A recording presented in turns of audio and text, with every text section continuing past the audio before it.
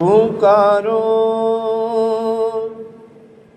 شاہ جیلان کو پکارو،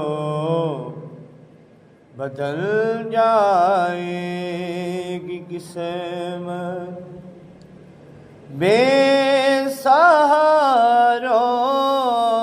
پکارو شاہ جیلان کو پکارو، بدل جائے گی قسمت بے سہارو۔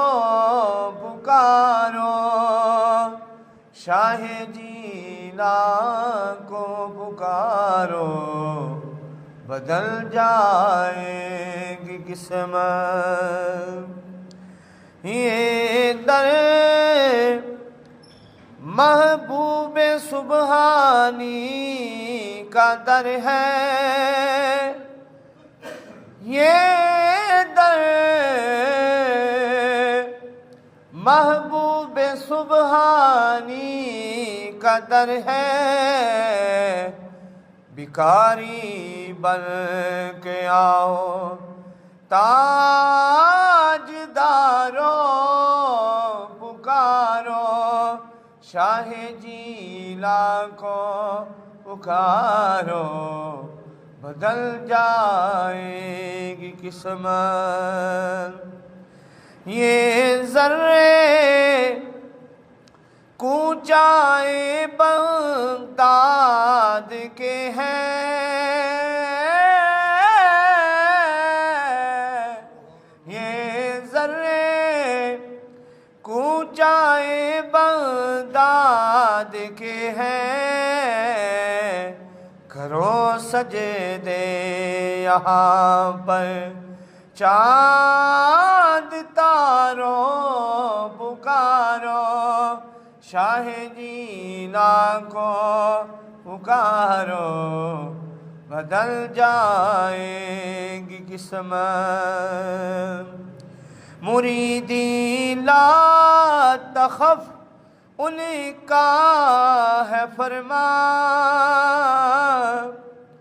مریدی لا تخف ان کا ہے فرمان۔ نہ گھبراؤ ذرا بھی غم کے مارو۔ پکارو شاہ جیلان کو پکارو، بدل جائے گی قسمت۔ پکارو ہر گھڑیا وہ سے اعظم، پکارو ہر گھڑیا وہ سے اعظم، پکارو ہر گھڑیا وہ سے اعظم۔ گزارو زندگی بس یوں ہی گزارو۔ پکارو شاہ جیلان کو پکارو، بدل جائے گی قسمت۔ تمہاری ریت ہے بیڑے ترانہ، تمہاری ریت ہے بیڑے ترانہ۔ میری نیاب میرا، میری نیاب میرا پار اتارو۔ پکارو شاہ جیلان کو پکارو، بدل جائے گی قسمت۔ تمہیں مشکل نہیں بگڑی بنانا، تمہیں مشکل نہیں بگڑی بنانا۔ ہمارے کاج بھی میرا سوارو۔ پکارو شاہ جیلاں کو پکارو بدل جائے گی قسمت بے سہارو پکارو۔ حمد و ثنا رب ذوالجلال اور ہدیہ بحضور سرور کائنات صلی اللہ علیہ وآلہ وسلم پیش کرنے کے بعد سامعین احتشام، ربیع الثانی کا ماہ مبارک چل رہا ہے۔ اسی ماہ مبارک میں حضور سیدنا قطب ربانی شہباز لامکانی حضور سیدنا الشیخ عبد القادر جیلانی رضی اللہ عنہ آپ کی وفات کا بھی دن ہے، تو آپ کی سیرت مبارکہ کے حوالہ سے پچھلے جمعۃ المبارک کو بھی میں نے معلومات بیان کی، اور اس جمعۃ المبارک کو بھی آپ ہی کی سیرت کے بارے میں چند باتیں کی جائیں گی۔ اللہ تعالیٰ مجھے حق گوئی کی توفیق عطا فرمائے، اور اللہ تعالیٰ ہمیں حضور غوث اعظم کی سیرت پہ عمل کرنے کی توفیق عطا فرمائے۔ حضرات محترم، آپ کا نام نامی اسم گرامی عبد القادر ہے، اور آپ کا لقب محی الدین بھی ہے، اور مشہور لقب غوث اعظم بھی ہے، اور آپ کو عبد القادر جیلانی جو کہا جاتا ہے، آپ ایران کے قصبے جیلان میں پیدا ہوئے، اس لیے آپ کو جیلانی کہا جاتا ہے۔ اور حضور غوث اعظم کے والد گرامی کا نام حضرت شیخ ابو صالح موسیٰ جنگی دوست تھا، آپ کی والدہ کا نام ام الخیر فاطمہ رضی اللہ عنہ تھا، اور آپ کو اللہ تعالیٰ نے بے شمار نوازشات سے نوازا تھا۔ اللہ تعالیٰ کی آپ پر بڑی نوازشات تھی۔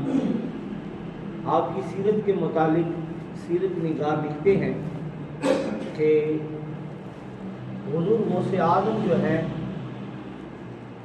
نماز کے ساتھ ساتھ تہجد گزار بھی تھے، اور نوافل بھی کثرت سے پڑھا کرتے تھے، اور آپ ہر وقت اللہ کی عبادت میں رہا کرتے تھے۔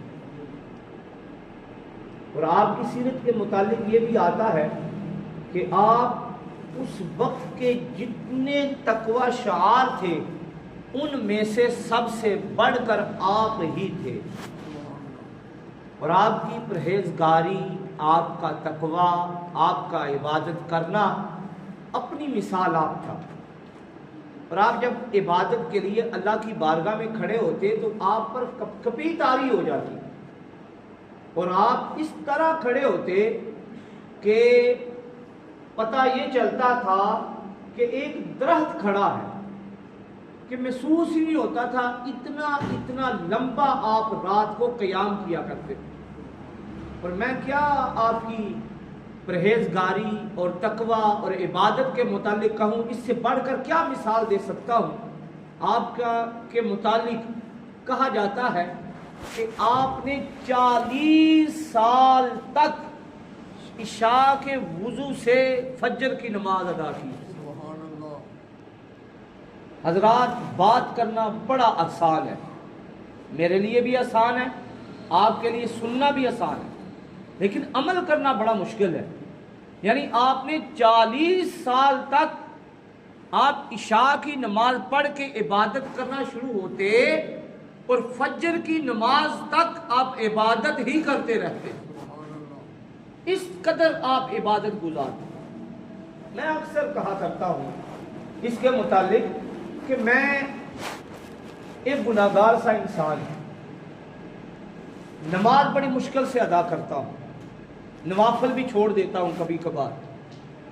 تو اگر ایک بندہ وہ ہے جو نماز صرف ادا کرتا ہے اور نوافل ادا نہیں کرتا، ایک بندہ وہ ہے جو نوافل بھی پڑھتا ہے، یعنی اس نے یہ کیا، اس نے اشراق کے نفل پڑھ لیے، چاشت کے نفل پڑھ لیے، اس نے اوابیل پڑھ لی، اس نے تہجد پڑھ لی، تو ایک بندہ وہ ہے جس نے نوافل بھی ادا کیے، نماز بھی باقاعدگی سے ادا کرتا ہے، تو میں اور وہ کس طرح ایک جیسے ہو سکتے؟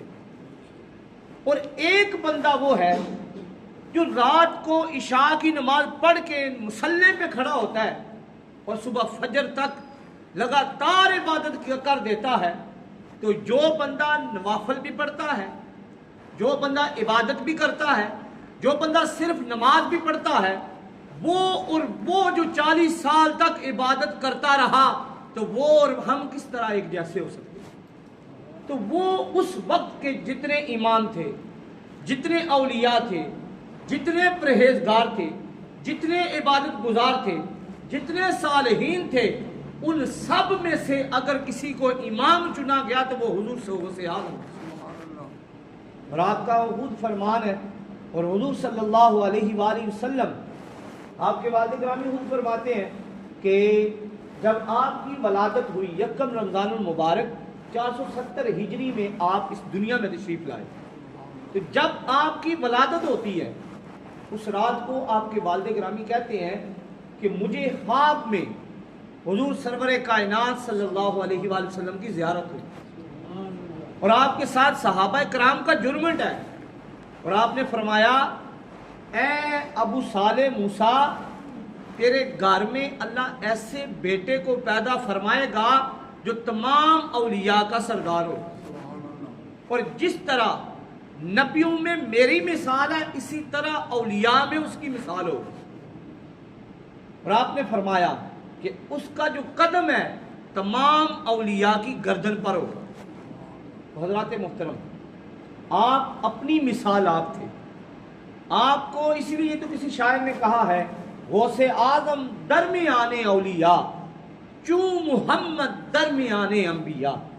فارسی کا شاعر کہتا ہے جس طرح حضور کی مثال انبیاء میں ہے اسی طرح حضور غوث اعظم کی مثال اولیاء میں تھی، یعنی جس طرح حضور سرور کائنات صلی اللہ علیہ وآلہ وسلم انبیاء کے سردار ہیں، سردار الانبیاء ہیں، خاتم النبیین ہیں، اسی طرح حضور غوث اعظم جو ہیں اولیاء کے امام ہیں، اولیاء کے سردار ہیں۔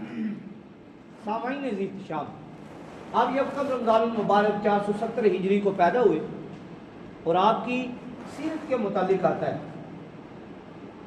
آپ کے والد گرامی کے متعلق میں نے بیان کیا تھا کس قدر پرہیزگار تھے، ایک سیب کی خاطر آپ نے کتنا سفر کیا، اللہ کے ڈر کی وجہ سے، اللہ کے خوف کی وجہ سے 12 سال تک مشقت بھی برداشت کی، سب کچھ برداشت کیا۔ اور آپ کی والدہ کے متعلق آتا ہے کہ آپ کی والدہ کتنی پرہیزگار تھی۔ سامعین عزیز احترام، اگر والدین پرہیزگار ہوں، والدین عبادت گزار ہوں، والدین صالحین ہوں، تو بیٹے بھی پھر صالحین ہی آتے ہیں۔ آپ کی والدہ کے متعلق آتا ہے کہ آپ کی والدہ 15 پاروں کی حافظہ تھی، اور آپ تہجد میں اور ہر وقت جو ہے 15 پاروں کی تلاوت کیا کرتی تھی۔ حضور غوث اعظم جب آپ نے حفظ شروع کیا، آپ جب جاتے ہیں قاری صاحب کے پاس، قاری صاحب شروع کرتے ہیں، کہتے ہیں بسم اللہ الرحمن الرحیم الف لام میم، تو آپ پہلا پارہ پڑھ دیتے ہیں، پھر دوسرا پڑھ دیتے ہیں، پھر تیسرا پڑھ دیتے ہیں، پورے 15 پارے پڑھ دیتے ہیں۔ تو قاری صاحب پریشان ہو جاتے ہیں، یہ تو بچہ پہلے سے حافظ ہے، اور اس نے اتنی بہترین قرات میں 15 پارے پڑھ دیے ہیں، تو آپ جب 16واں شروع کرواتے ہیں تو آپ کہتے ہیں میری ماں کو 15 ہی یاد تھے، جو جب بھی وہ دودھ پلاتی تھی وہ تلاوت کیا کرتی تھی، مجھے وہ یاد ہو گئے۔ تو حضرات محترم، جب والدین اس مقام پہ فائز ہوں تب جا کر غوث اعظم جیسے بیٹے پیدا ہوتے ہیں۔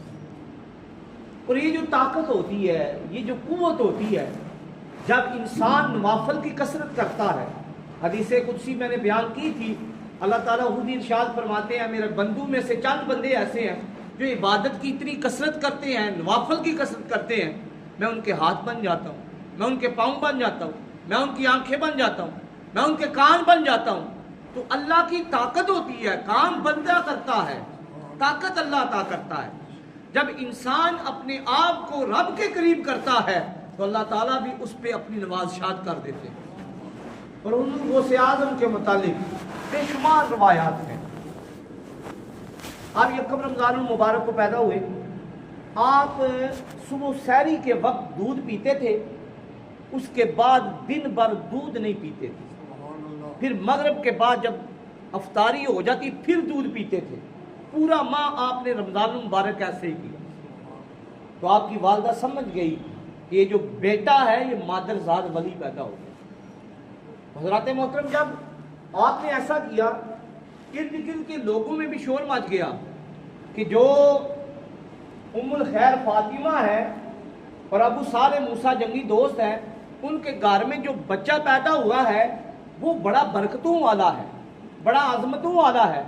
اگلے ماہ کیا ہوتا ہے؟ بادل تھے، موسم جو ہے ابر آلود تھا، پتہ نہ چل سکا کہ صبح روزہ ہے یا نہیں۔ تو سارے دوڑ کر اسی گھر میں آ جاتے ہیں اور آ کر کہتے ہیں کہ ہمیں بتائیے صبح روزہ ہے یا نہیں ہے۔ تو آپ کی ماں کہتی ہے کہ صبح اگر تو سحری کے وقت میرے بیٹے نے دودھ پی لیا تو سمجھ جانا کہ آج روزہ ہے، کیونکہ وہ اس وقت پیتا نہیں ہے، دن کے وقت پیتا ہے۔ اگر اس نے سحری کے وقت مجھے اٹھا دیا اور دودھ پی لیا، سمجھ جانا کہ صبح روزہ ہے۔ اس نے دودھ پی لیا، آپ نے لوگوں کو بتا دیا، لوگوں نے روزہ رکھ لیا۔ اب کیا ہوتا ہے؟ 29 روزے ہوتے ہیں، اور جب 29 مکمل ہوتے ہیں، 30ویں کی چاند اس دن رات تھی، تو کیا دیکھا؟ شوال کا چاند سب کے سامنے آ گیا۔ تو لوگوں نے سمجھ لیا کہ جو روزہ رکھا تھا بالکل ٹھیک رکھا تھا۔ تو آپ کی اتنی جو ہے آپ کی اللہ تعالیٰ کی آپ پر نوازشات ہیں، اللہ تعالیٰ نے آپ پر فضل کیا تھا۔ اور آپ کے متعلق بڑا ہی مشہور واقعہ ہے، آپ کی والدہ ماجدہ جب آپ کو بھیجتی ہیں بغداد میں علم حاصل کرنے کے لیے، آپ نے سنا ہے، کتنی بار سنا ہوگا، آپ کی والدہ آپ کو بھیجتی ہیں اور جب بھیجنے لگی تو آپ فرماتی ہیں کہ مجھے تیری ضرورت بھی بڑی ہے، لیکن بیٹا میں چاہتی ہوں کہ تو علم حاصل کرے، تیرا مقام ہو، تجھے اللہ علم حاصل کرے، اللہ تعالیٰ تجھے بلندیاں عطا فرمائے۔ تو حضرات محترم، آپ کی والدہ جب آپ کو بھیجنے لگتی ہیں، آپ کو نصیحت کرتی ہیں، بیٹا کچھ بھی ہو جائے تم نے جھوٹ نہیں بولنا۔ مختصراً آپ جاتے ہیں، والدہ کی جو نصیحت تھی اس کو پلے باندھ لیتے ہیں، چلتے ہیں، راستے میں ڈاکوؤں نے لوٹ لیا، سارے ڈاکو آتے ہیں، پوچھتے ہیں۔ تو آپ سب نے سنا ہے، لیکن جو میں بات بتانا چاہتا ہوں وہ یہ ہے، آپ نے کہا میرے پاس 40 دینار ہے۔ جب کھولا گیا آپ کی قمیض کو، دیکھا 40 دینار موجود ہے۔ تو ڈاکوؤں کے سردار نے کہا اگر تم چاہتے تو جھوٹ بول سکتے تھے، اپنے پیسے بچا سکتے تھے۔ تو آپ نے کہا کہ میری ماں نے کہا تھا کہ بیٹا ہمیشہ سچ بول، تو میں ماں کی بات کو رد نہیں کر سکتا۔ تو اسی وقت جو ڈاکوؤں کا سردار تھا اس پہ کپی طاری ہو گئی، وہ تائب ہوا، پریشان ہو گیا کہ یہ جو بچہ ہے، چھوٹا سا ننھا سا بچہ ہے، یہ اپنی ماں کی بات کو نہیں ٹالتا، ہم تو وہ ہیں جو اللہ کی بات کو نہیں مانتے۔ وہ طائب ہوا آپ کے ہاتھ پہ، اور تمام گروہ نے آپ کے ہاتھ پہ طائب ہو کر اور جتنا مال لوٹا تھا تمام کا واپس کر دیا۔ تو کہنے کا یہ مطلب ہے کہ ہم نے اپنی زندگی میں یہ چینج کیا ہے۔ ہم تو جو جھوٹ ہے اس کو گناہ ہی نہیں سمجھتے، ہم تو مذاق میں گناہ کر دیتے ہیں، جھوٹ بول دیتے ہیں۔ لیکن حضور نبی مکرم صلی اللہ علیہ وآلہ وسلم کا کیا فرمان ہے؟ آپ صلی اللہ علیہ وآلہ وسلم کا فرمان عالی شان ہے۔ آپ نے فرمایا کہ جو مسلمان ہے وہ بخیل ہو سکتا ہے، مسلمان کنجوس ہو سکتا ہے، لیکن جو مسلمان ہے وہ کبھی بھی جھوٹا نہیں ہو سکتا۔ تو ہم کتنی کی نصیحت پکڑتے ہیں۔ حضور غوث اعظم کی سیرت سے ہمیں یہی ملتا ہے کہ آپ نے ہمیشہ عبادت بھی کی ہے، تقوی شعاری بھی کی ہے، پرہیزگاری بھی کی ہے، اور آپ نے ہمیشہ سچ بولا ہے۔ آپ نے کبھی کسی کا دل نہیں توڑا، ہمیشہ لوگوں کا دل رکھا ہے۔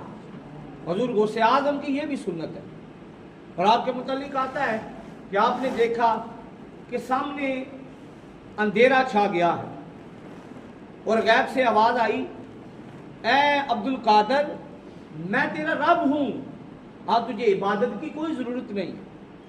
آپ جس طرح میں نے بتایا آپ نے 40 سال تک عشاء کے وضو سے فجر کی نماز ادا کی، یعنی لگاتار آپ عشاء کی نماز کے بعد کھڑے ہوتے فجر تک عبادت کرتے، تو انہی راتوں میں سے ایک رات شیطان آپ کے پاس آیا اور اس نے اندھیرا کر دیا اور کہا عبادت گزار تو ہے، لیکن تیری عبادت جو ہے میری بارگاہ میں قبول ہو گئی ہے۔ شیطان کہہ رہا ہے کہ میں تیرا رب ہوں، اب تجھے عبادت کی کوئی ضرورت نہیں۔ تو حضور غوث اعظم حضور سیدنا عبد القادر جیلانی آپ نے سوچا، آپ نے دل میں سوچا اور یہ کہا کہ اللہ تعالیٰ میں کیا چیز ہوں؟ اتنے انبیاء کو اللہ نے یہ نہیں فرمایا، اتنے اللہ کے ولی گزرے اللہ نے یہ نہیں فرمایا، تو رب نہیں تو شیطان ہو سکتا ہے۔ تو آپ نے پڑھا اعوذ باللہ من الشیطان الرجیم۔ اب شیطان نے پھر وار کیا، اب شیطان کہنے لگا اے عبد القادر تجھے تیرے علم نے بچا لیا ہے۔ تو آپ نے فرمایا ابلیس مجھے میرے علم نے نہیں، مجھے بلکہ اللہ کے فضل نے بچایا۔ حضرات محترم، حضور سیدنا عبد القادر جیلانی رضی اللہ عنہ آپ کی سیرت مبارکہ میں یہ چیزیں شامل ہیں۔ جب ہم خود عبادت کریں گے، جب ہم خود نماز پنجگانہ ادا کریں گے، ہم سب کے گھر والے عبادت کریں گے، نماز پنجگانہ ادا کریں گے، پھر جا کر ہمارے بچے بھی نیک ہوں۔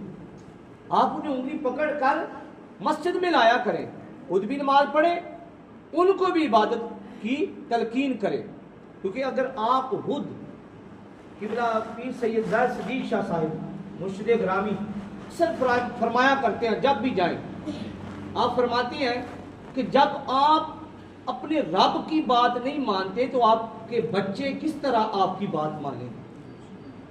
تو آپ پہلے اپنے رب کی بات کو مانیں۔ جب اذان کا وقت ہو آپ کوشش کریں نماز کے لیے آئے۔ اللہ تعالیٰ جو کچھ بیان کیا سب سے پہلے مجھے، اس کے بعد آپ سب کو عمل کی توفیق عطا فرمائے۔ اللہ تعالیٰ ہمیں حضور غوث اعظم کی صرف باتیں نہ کرنے کی بلکہ ان کی جو فرمان ہیں اور ان کی جو سیرت ہے اس پہ عمل کرنے کی بھی توفیق عطا فرمائے۔ جس طرح آپ عبادت گزار بھی تھے، آپ پرہیزگار بھی تھے، آپ جب نماز کے لیے کھڑے ہوتے تو آپ پہ کپ کپی طاری ہو جاتی۔ آپ فرمایا کرتے کہ جب ہم دنیا کے کسی بھی بادشاہ کے پاس جانا ہو، ہم کہتے ہیں ہو سکتا ہے کسی بادشاہ کو کوئی ہماری ادا جو ہے یہ نہ ہو، پسند نہ آئے، وہ ناراضگی کا اظہار کرے، تو ہم تو جب مسجد میں آتے ہیں تو ہم اس رب کی بارگاہ میں جاتے ہیں جو سب سے بڑا بادشاہ ہے، جو احکم الحاکمین ہے۔ تو حضرات محترم جب اللہ کی بارگاہ میں آئیں تو اپنے آپ کو اندر سے بھی پاک کر کے آیا کریں۔ اللہ تعالیٰ عمل کی توفیق عطا فرمائے۔ وآخر دعوانا ان الحمدللہ رب العالمین۔ ان احباب نے سنتے ادا فرمانی ہے، سنتے ادا فرما لی، ساتھ ہی اپنی صفوں کو درست فرما لی۔